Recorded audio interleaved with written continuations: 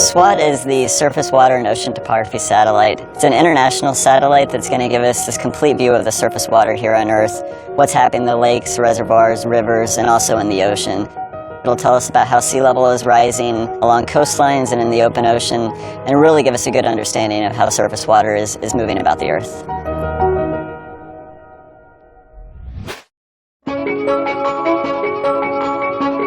Our goal is to provide data, forecasts, watches, and warnings at some key locations like the Willamette River in Portland, which is a major U.S. city that historically has seen some catastrophic floods. The better quality of the data that we have that feeds into our models, the better the forecasts are going to be, the more time that people will have to protect themselves and their property and ultimately our communities.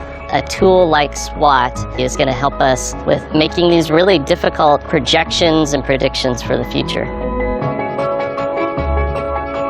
This is one of many reservoirs here in the Willamette Valley in Oregon. It is a human-made lake. It is a reservoir operated by the Army Corps of Engineers. The water managers here, they use weather prediction, they use hydrologic models, and the hope is that data like SWOT might be incorporated into those predictions to help them better understand this water body's filling and we don't want to overtop the dams, might want to start letting water out really quickly. They have to make a lot of complicated decisions. When you get a big storm event, we want to keep the community safe in the best way that we can. So how do we best manage operation of these reservoirs in terms of putting water out downstream to prevent flooding at a larger scale? In lots of states, there are, hundreds, thousands of reservoirs, and many of those reservoirs don't have automated gauging available. And so these agencies have to kind of estimate how much water is in them and how that's changing. And with SWOT, they can just monitor that directly from space. For us in Alaska, we have many, many rivers, and only a few of them are measured, or as we say, gauged.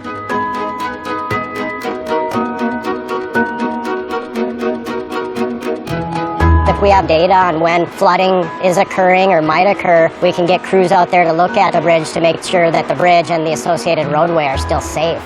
If we can start collecting data on all rivers above a certain size remotely from satellites, it really opens up the amount of rivers that we can help understand what happens when they flood or how they flood. And that really improves our ability to manage our infrastructure and to design new infrastructure.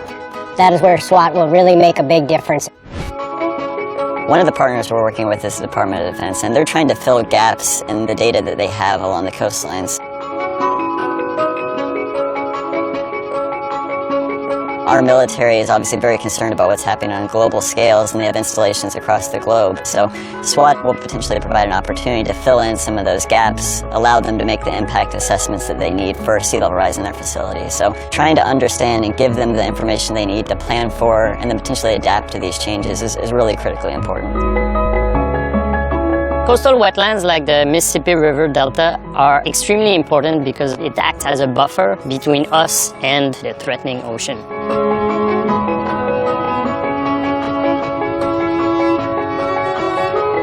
With SWOT, because of its high spatial resolution, we'll be able to resolve water surface elevation right at the coast. So this is quite important because as sea level rises, the ocean will migrate into the land, bringing more salt into the land. So it threatens the infrastructure, the biodiversity in the wetlands along the coast. Hopefully, the types of models that we're producing can support how they decide to manage the river delta.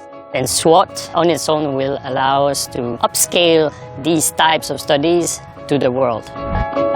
I'm really excited about the new information we'll get from SWOT and how we can start to couple it to some of the needs that we see, both at the coastal interface and also on land. I think we can potentially see some immediate impact once SWOT's launched in these communities.